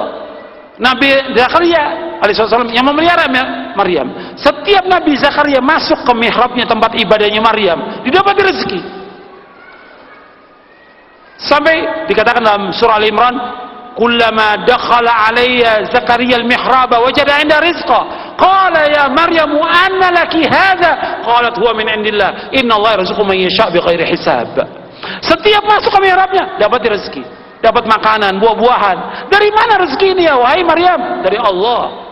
Allah berikan rezeki pada siapa yang Allah kehendaki dari hamba-hambanya. Makanya kita tetap ikhtiar, cari nafkah tetap wajib, tapi ibadah jangan antum tinggalkan. Karena ibadah yang kita lakukan itu rezeki yang luar biasa yang Allah berikan kepada kita. Dan kenikmatan yang paling nikmat, kita bisa melaksanakan ketaatan kepada Allah SWT. Itu nikmat yang paling nikmat. Makanya antum bersyukur diberikan oleh Allah kesehatan, kemampuan untuk ibadah, nuntut ilmu, antum sholat, antum bangun di tengah malam, antum bisa puasa, antum bisa baca Al-Quran, baca kita. Ini nikmat yang paling nikmat yang Allah berikan kepada kita. Syukuri nikmat itu. Meskipun rezeki kita pas-pasan, tapi diberikan barokah oleh Allah SWT. Maka antum ingat itu, hubungan kita jaga dengan Allah SWT. Jangan putus hubungan kita. Nuntut ilmu termasuk wajib untuk menjaga hubungan kita kepada Allah dan jalan menuju surga. Karena yang kita cari bukan dunia. Kita sempit dunia nggak apa-apa, tapi yang kita ingin mendapatkan apa? Jannah. Sebab dunia ini kata Nabi, ad-dunya sijnul mu'min wa jannatul kafir. Dunia ini penjara bagi orang yang beriman dan surga bagi orang kafir. Pahami itu hadis sahih riwayat Muslim dan Tirmizi. Dunia ini penjara bagi orang beriman, surga bagi orang kafir. Kenapa? Kita dibatasi. Ini ada halal, ada haram, ini boleh, ini nggak boleh. Ini syirik, ini bid'ah. Ini batasan yang harus kita jaga. Karena kita ibadah kepada Allah. Hidup ini ujian. Tapi surga bagi orang kafir, mereka melakukan sepuasnya apa saja, nggak ada larangan bagi mereka. Yang haram mereka lakukan, yang haram mereka makan. Surga bagi dia. Tapi mereka nanti masuk neraka abadi kekal selama-lamanya. Tapi orang beriman, kalau tetap dia jaga imannya sampai akhir hayatnya, dia husnul khatimah, akan dimasukkan oleh Allah ke dalam jannah. Itu nikmat yang abadi yang kita wajib syukuri. Kemudian selanjutnya yang perlu diperhatikan, bahwa ini yang paling penting tadi saya sebutkan, untuk mengatasi kemiskinan, orang miskinnya dulu dipahami tentang Islam. Baru kemudian setelah itu urusan orang-orang kaya, dia harus memperhatikan orang miskin. Dia keluarkan zakatnya, dia wajib memberikan zakatnya, sedekahnya. Kemudian pemerintah juga harus memperhatikan kepada orang-orang miskin, mempekerjakan mereka, memberikan peluang kerja kepada mereka, menyantuni mereka, memberikan juga kepada mereka pengetahuan dan yang lainnya. Jadi ini yang pokok orang miskinnya dulu. Baru setelah itu bagaimana untuk mengatasi kemiskinan, ya dengan yang lainnya. Yang pokok bagaimana ibadah kepada Allah. Baru setelah itu zakat dan yang lainnya. Dan ingat, zakat, sedekah itu diberikan kepada orang-orang miskin yang sholat. Ingat itu, diberikan kepada orang miskin yang sholat. Yang nggak sholat yang diberikan. Apalagi yang suka maksiat, berikan kepada orang-orang miskin. Dan juga antum perhatikan, antum juga cukupi keluarga antum, ya, sanak famili. Kalau antum punya sanak famili, berikan rezeki yang Allah berikan kepada antum. Kemudian juga kepada tetangga-tangga dan yang lainnya, itu berikan kepada mereka. Dan pemerintah juga harus memperhatikan. Kemudian saya jelaskan di sini di akhir. Antum lihat di halaman 146. Di halaman 146. Saya jelaskan yang wajib diperhatikan, bahwa Islam mengatasi kemiskinan agar umatnya seluruhnya, yang kaya maupun miskin, beribadah kepada Allah SWT. Mereka mewujudkan tauhid kepada Allah SWT. Jadi wajib diingat, bukan sekedar memberikan santunan, bukan sekedar memberikan makanan dan uang kepada fakir miskin, tapi tujuannya adalah agar mereka beribadah kepada Allah, mentauhidkan Allah, melaksanakan salat 5 waktu, puasa di bulan Ramadan, dan melaksanakan kewajiban-kewajiban lainnya. Itu perhatikan, karena kadang-kadang orang ketika berbicara soal kemiskinan hanya berpikirnya bagaimana menyantuni mereka, tapi nggak dipikirkan bagaimana mereka ibadah kepada Allah. Karena tidak berkah hartanya mereka, karena mereka tidak ibadah kepada Allah. Tapi kalau kita ibadah kepada Allah, meskipun kita fakir, miskin, pas-pasan hidup kita, nikmat. bahkan kita menjadi orang yang kaya. Dengan apa? Hati kita kaya, merasa puas dan cukup dengan apa yang Allah berikan kepada kita. Meskipun rumah kita sempit, meskipun kita miskin, tapi kita jadi orang yang paling kaya. Sebagaimana sabda Rasulullah SAW, bahwa yang dikatakan kaya, kaya hati, yang dikatakan miskin, miskin hati. Ya, sampai di sini dulu kajian kita. Mudah-mudahan yang saya sampaikan bermanfaat. Adapun yang lainnya nanti bisa antum baca sendiri di rumah. Karena itu saya bahas yang paling penting, yaitu bagaimana kita seorang miskin untuk menghadapi kemiskinan, yaitu kita mengatasi sendiri dengan apa yang ada dan kita mendekat kepada Allah Subhanahu wa taala. Mudah-mudahan yang saya sampaikan bermanfaat untuk saya dan untuk antum sekalian. Wassalamualaikum Muhammadin sallallahu alaihi wa ala alihi wasallam.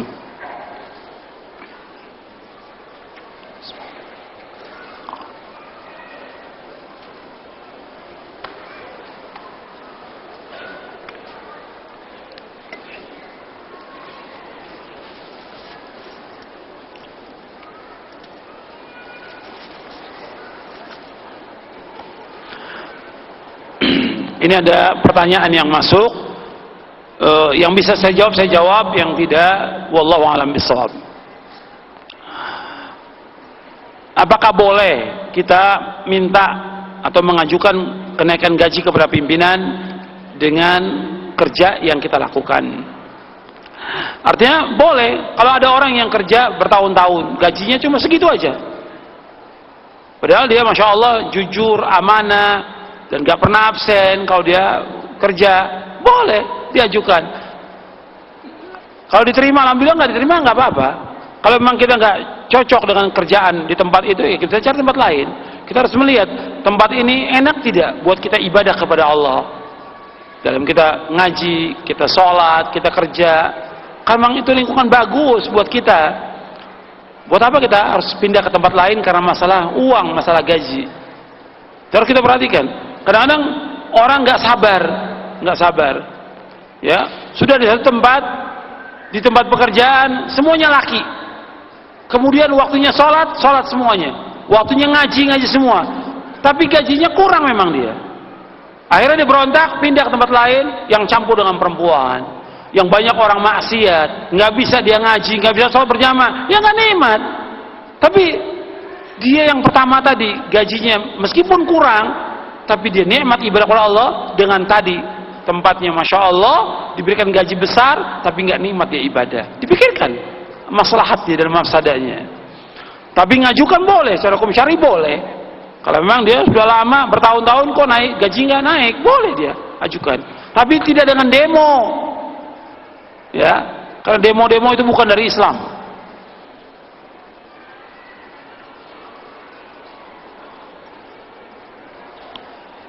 Bagaimana kalau kita hutang, cuma kita lupa makan, antum lupa nggak ya? Kan Allah suruh catat di ayat yang terpanjang, ya ayyuhalladzina amanu idza tadayantum bidainin la ajalin musamma faktubu. Tulis. Kalau kita utang sama orang, tulis, catat tanggalnya segini, utangnya segini, dan kita ganti minggu depan, bulan depan, tahun depan, tulis. Jangan utang disembarangin, akan dituntut sampai hari kiamat. Nah, kalau sudah terjadi, kita nggak sempat nyatat, umpamanya lupa, kita ingat-ingat dulu kita utang sama siapa dan berapa kita utang, cari orangnya. Atau kalau orangnya sudah meninggal dunia, ya kita kasih ahli warisnya. Atau kita ingat nama orangnya, jumlahnya, cuma kita nggak tahu tempatnya. Gimana? Ya kita sedekahkan karena Allah atas nama orang itu. Tapi tetap kita nggak tahu tentang urusan di hari kiamat. Hutang wajib dibayar. Itu ikhtiar kita dan itu yang kita mampu. Dan kita bertaubat atas kesalahan kita.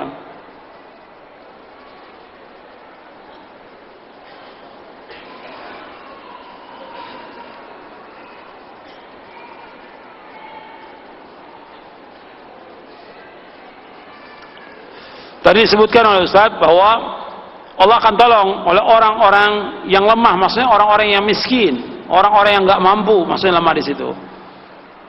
Kemudian tadi Ustaz bilang orang Islam nggak boleh lemah, iya nggak boleh lemah. Kita harus jadi orang yang kuat karena Nabi bersabda kita jadi orang yang kuat. Maksudnya lemah di sini orang-orang yang miskin. Orang-orang yang lemah itu orang-orang miskin. yang nggak mampu.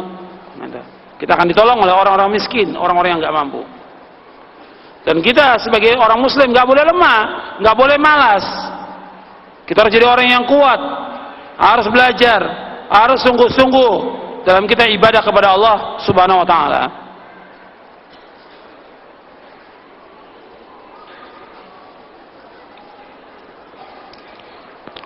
Ya, bagaimana dengan hukum beasiswa yang kita minta kepada orang? Ya, sebaiknya kita jangan minta-minta. Buat apa? Dan beasiswa itu kita nggak tahu apakah itu uangnya halal atau haram, kita nggak tahu. Yang orang beasiswa kita nggak tahu uangnya itu halal atau haram, atau uang riba untuk sekolahkan kita. Nanti hasilnya malah nggak barokah. Yang terbaik kita tetap menuntut ilmu yang syar'i, itu yang bagus. Kalau memang sekarang kita udah nuntut ilmu, dapat titel, cukup sudah. Tinggal kita gunakan kesempatan kita untuk nuntut ilmu syar'i. Ilmu yang ada yang kita berikan, ilmu kedokteran, atau kita sebagai seorang insinyur tentang teknik yang bisa kita bantu umat Islam, kita bantu dengan apa yang ada. Kita kerja sekedarnya, tapi yang ingat kita wajib menuntut ilmu syar'i. Bahwa ada orang-orang yang diberikan titel, gelar, segala macam, dia nggak belajar ilmu syar'i, dia anggap cukup dengan ilmunya, dia nggak cukup. Banyak orang yang tahu tentang dunia tapi nggak tahu tentang akhirat. Allah celak orang-orang yang seperti itu. Tetap dia wajib menuntut ilmu syar'i. Tapi jangan minta-minta mencari beasiswa, jangan. Cukup dengan ilmu yang ada sekarang, cukup. Kalau beasiswa kemudian ke negeri kafir, juga nggak nikmat. Buat apa kita mencari gelar di negeri kafir? Cukup dengan apa yang ada kita pakai buat usaha untuk membantu Islam dan kaum muslimin, kemudian kita tingkatkan ilmu syar'i kita kepada Allah, karena tujuan hidup kita adalah akhirat.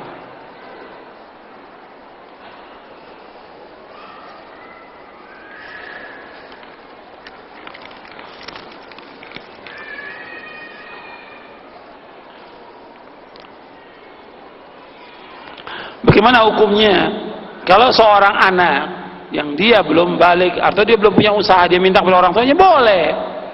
Karena orang tua wajib memberikan nafkah, sama seperti seorang istri minta pada suaminya. Karena suami wajib memberikan nafkah kepada istrinya.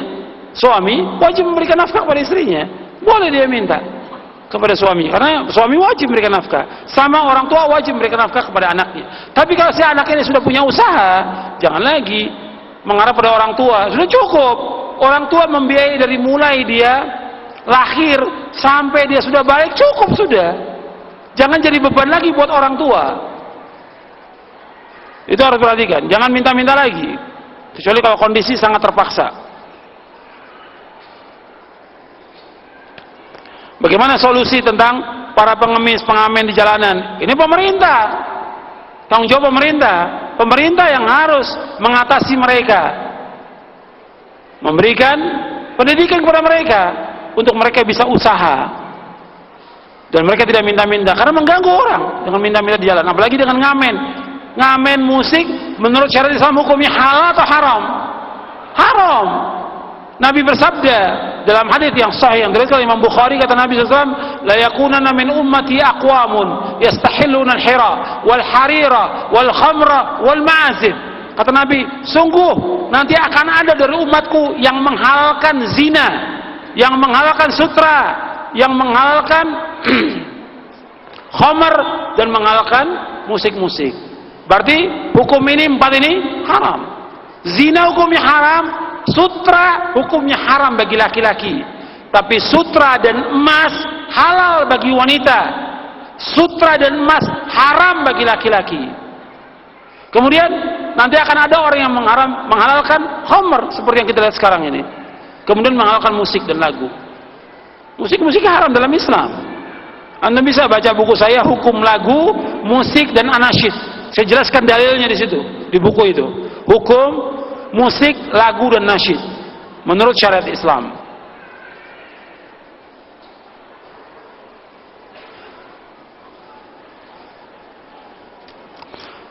Bagaimana orang-orang sibuk dan fokus zakat sebagai solusi kemiskinan? Ya, zakat salah satu bagian daripada syariat Islam, tapi yang paling pokok yang harus diperhatikan, kepada orang-orang miskin yang dibina pertama kali bagaimana hubungan mereka dengan Allah, tauhidnya dulu, itu yang paling penting.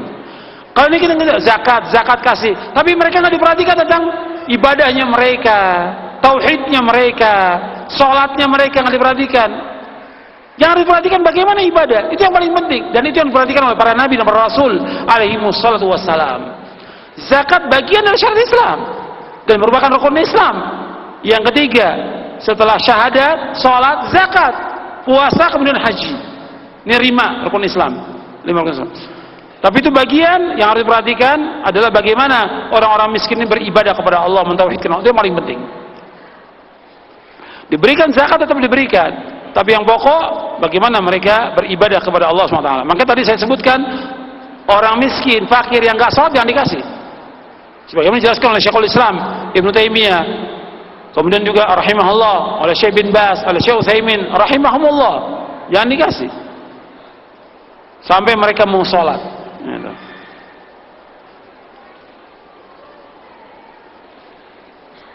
Ya seperti yang antum lihat ya, pengemis-pengemis yang minta-minta jalan, kita nggak tahu dia sholat atau tidak. Kebanyakan nggak sholat mereka.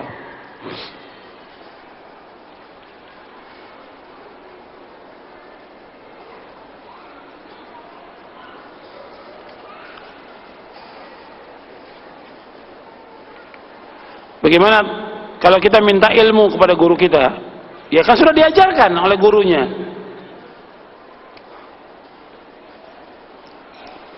Jadi minta ilmu, ya antum harus belajar. Datangi di tempat ustadz itu yang mana dia mengajarkan Quran dan Sunnah ala fahmi salaf.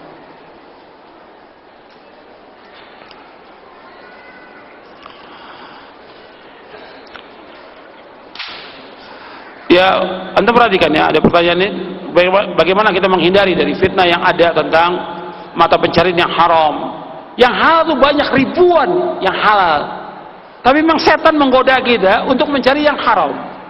Itu setan yang syubhat. Kita berusaha untuk menjauhkan dan mohon kepada Allah agar kita diberikan rezeki yang halal. Dan usaha ikhtiar, jangan kerja di tempat yang haram. Jangan.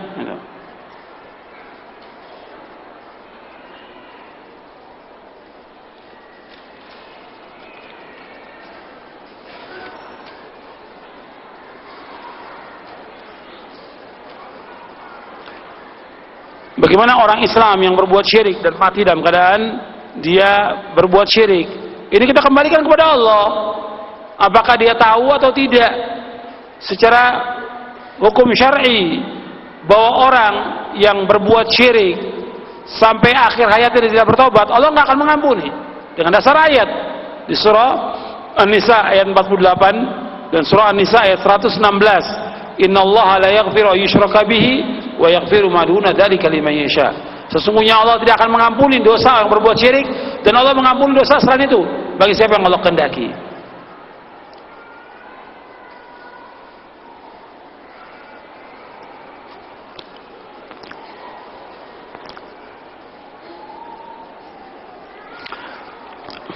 Ini banyak pertanyaan berkaitan dengan BPJS. Ya kalau kita lihat memang pendapat banyak ya. Kalau kita lihat ini sama semacam asuransi juga. Cuma dikelola oleh pemerintah yang kita harus bayar, yang terus rutin untuk kita bayar. Kalau umpamanya nggak sakit seumur hidup, uang itu nggak bisa balik. Betul nggak itu? Nggak bisa balik. Gimana kita uang kita didaftarkan tapi nggak bisa balik. Tapi kalau kita baru daftar 1 juta, kita operasi 15 juta, makanya nggak ada masalah apa-apa. Ya uang itu uang siapa yang 15 juta itu? Kita cuma uang 1 juta, operasi sampai 20 sampai 30 juta. Dari mana uang itu? Ya mengambil uang orang lain kan,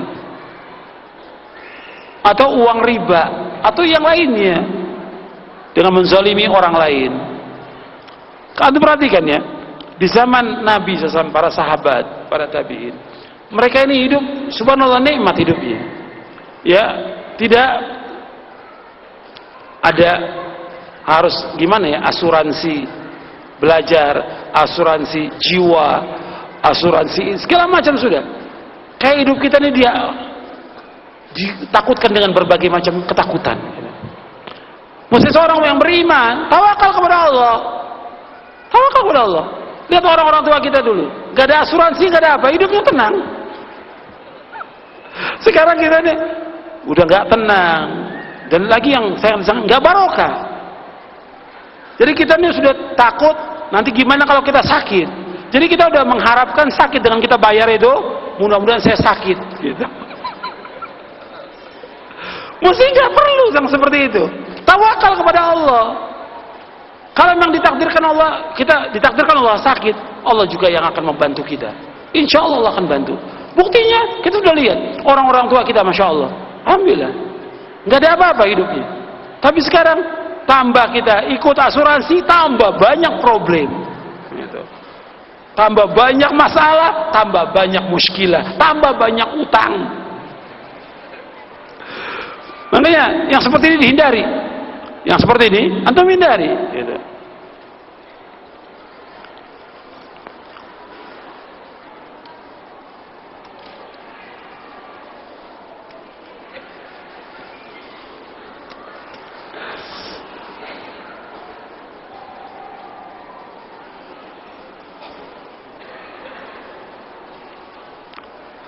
Bagaimana dengan kita bersyukur kepada Allah? Apakah kita diberikan ketenangan oleh Allah? Ya kalau kita terus beribadah kepada Allah, melaksanakan ibadah, zikir kepada Allah, akan diberikan ketenangan. Sebab Allah berfirman, "Ala bizikrillahi tatma'innul qulub." Ketahuilah dengan berzikir kepada Allah, hati kita akan tenang, akan tentram.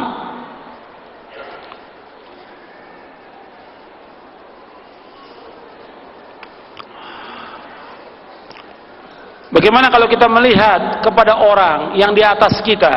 Kalau tadi disuruh lihat kepada yang bawah, ini berkaitan dengan dunia dan materi, atau penyakit atau yang lainnya. Tapi berkaitan dengan ketaatan. Lihat, ini ada orang yang dia hafal Quran, dia taat kepada Allah. Kita ingin seperti dia, boleh. Tapi apa yang ada pada orang itu tidak hilang. Ini namanya ghibtah. Meskipun Nabi menyebutkan la hasada illa fitnataini, tidak ada hasad kecuali kepada dua, kata Nabi. Yang pertama yaitu orang yang dia membaca Quran, dia belajar Quran, dia baca siang malam, dia amalkan Quran itu, nah kita iri, kita ingin seperti dia, boleh. Itu namanya ghibtah.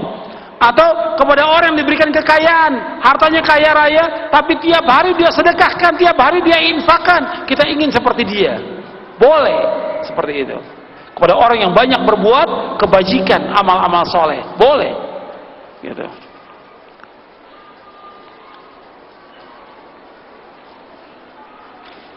Bagaimana kalau orang minta dengan membuat proposal untuk masjid? Boleh, boleh. Kalau ini untuk kepentingan umum, bukan pribadi, ya nggak boleh minta untuk pribadi. Kalau kita mau bangun pondok anak yatim, pondok tahfidzul Quran, untuk bangun masjid, kita bikin proposal, boleh, boleh. Karena ini kewajiban kaum muslimin untuk ta'awun 'alal birri wa taqwa. Tapi kalau untuk kepentingan pribadi nggak boleh. Atau kita dengan jalankan proposal itu, kita juga mencari duit dari situ, nggak boleh, nggak boleh. Kalau kita mau bikin proposal, kita cari dana, kita karena Allah, jangan mengharapkan sesuatu dari manusia, nggak boleh.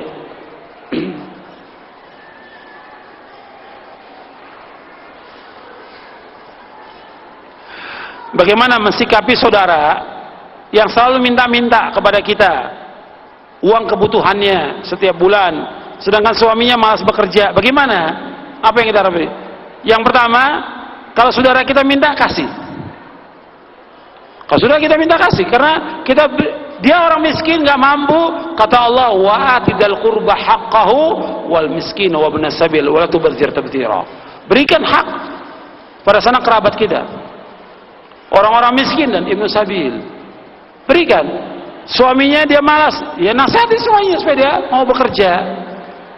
Tapi tetap kita berikan, karena dia orang miskin, gak punya. Sekarang dia harus minta kepada siapa lagi? Kita sebagai saudaranya, kan kita disuruh oleh Allah untuk memperhatikan saudara kita, famili kita, tetangga kita. Kita berikan. Jadi kalau kita ada lebih, berikan kepada sanak kerabat kita. Dan itu dianjurkan oleh Rasulullah SAW. Jadi jangan diungkit-ungkit kepada sanak saudara kita yang miskin, ya mesti kamu lagi yang datang, mesti minta lagi. Jangan dihitung apa yang dia, cuma ingatkan, minta-minta nggak boleh dalam Islam. Jelaskan kepada dia, ini saya berikan modal, kamu usaha. Mudah-mudahan Allah berkahi usaha kamu. Doakan dia dengan kebaikan. Mudah-mudahan dengan itu Allah juga berikan keberkahan pada harta kita.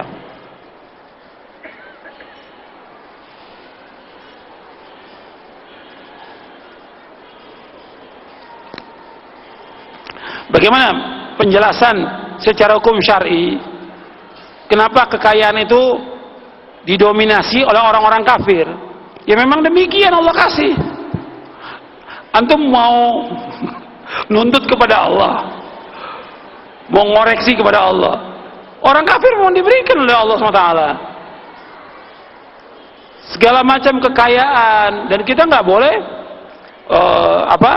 nggak boleh kita ini iri kepada mereka. Allah berikan kekayaan kepada mereka supaya mereka tambah apa? Tambah dosa. Wala yahsabanna alladziina kafaru annama numli lahum khairul li anfusihim innama numli lahum liyazdadu itsma.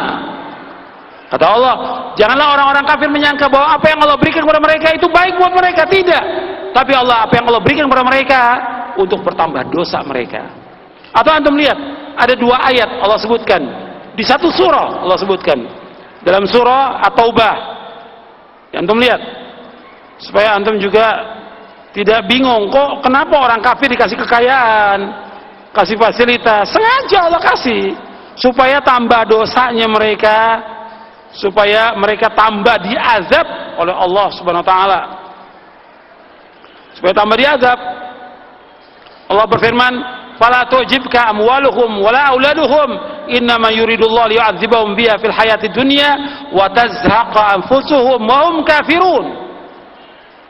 Di ayat 55 dan juga di ayat 80-an itu Allah sebutkan, dua ayat Allah sebutkan supaya antum juga paham ini. Dalam surah dalam surah At-Taubah. Sekarang yang saya sebutkan di ayat 55-nya. Fala tu'jibka amwaluhum wala auladuhum. Jangan kalian heran dengan kekayaan yang Allah berikan kepada mereka dan juga anak-anak yang Allah berikan kepada mereka. Innama yuridullahu liyu'adzibahum fiha fil hayatid dunya. Yang Allah inginkan dengan Allah berikan kekayaan kepada orang kafir, Allah akan azab mereka di dunia ini. Wa tazhaqa anfusuhum wa hum kafirun. Dan Allah cabut nyawa mereka dalam keadaan mereka kafir. Surah Taubah ayat 55. Jadi jangan kita, kenapa kok kita miskin, orang kafir kasih kaya? Ketentuan dari Allah demikian. Waktunya udah habis katanya. Ya, kepada pengurus saya minta waktu lagi 5 menit lagi.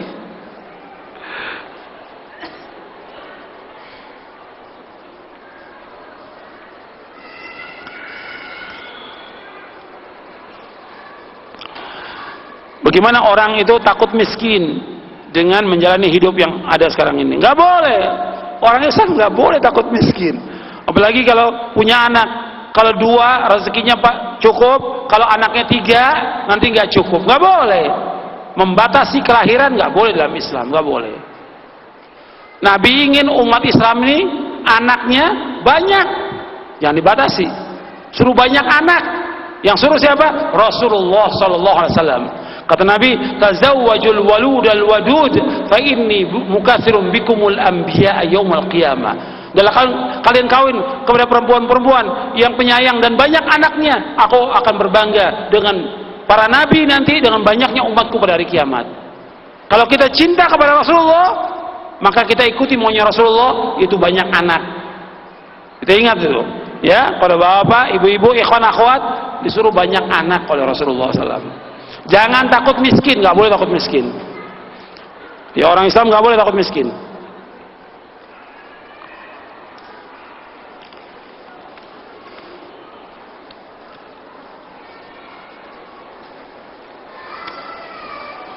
Saya pikir cukup sampai di sini kajian kita. karena sudah masuk waktu zuhur, dan kurang lebihnya saya mohon maaf itu yang bisa saya jawab. Adapun yang tidak terjawab saya mohon maaf, karena nggak mungkin ya, yang hadir ini banyak ribuan dan nggak mungkin semua pertanyaan dijawab, nggak mungkin. Jadi itu yang bisa saya jawab, kurang lebihnya saya mohon maaf. Yang benar datang dari Allah dan yang salah dari saya dan dari syaitan. Mudah-mudahan dengan kajian ini Allah memberikan ilmu yang bermanfaat kepada kita. Dengan kajian ini Allah memberikan rahmat dan barokahnya kepada kita. Mudah-mudahan juga Allah memberikan tambahan ilmu, tambahan iman, tambahan ketaatan kepada Allah SWT, dan mudah-mudahan Allah memudahkan semua urusan kita, dan mudah-mudahan Allah memudahkan jalan kita menuju surganya, dan memberikan barokah kepada kita, istri kita, anak kita, dan juga keluarga kita diberikan barokah oleh Allah SWT. Wa sallallahu nabiyana Muhammadin sallallahu alaihi wasallam. Subhanakallah wa bihamdik, asyhadu an la ilaha illa anta, astaghfiruka wa atubu ilaik. Assalamualaikum warahmatullahi wabarakatuh.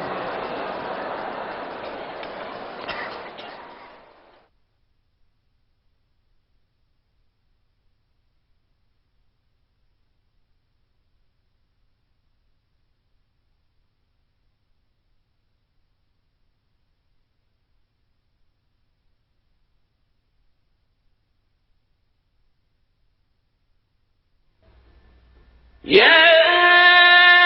أيها الناس قد جاءتكم موعظة من ربكم وشفاء لما في الصدور وهدى ورحمة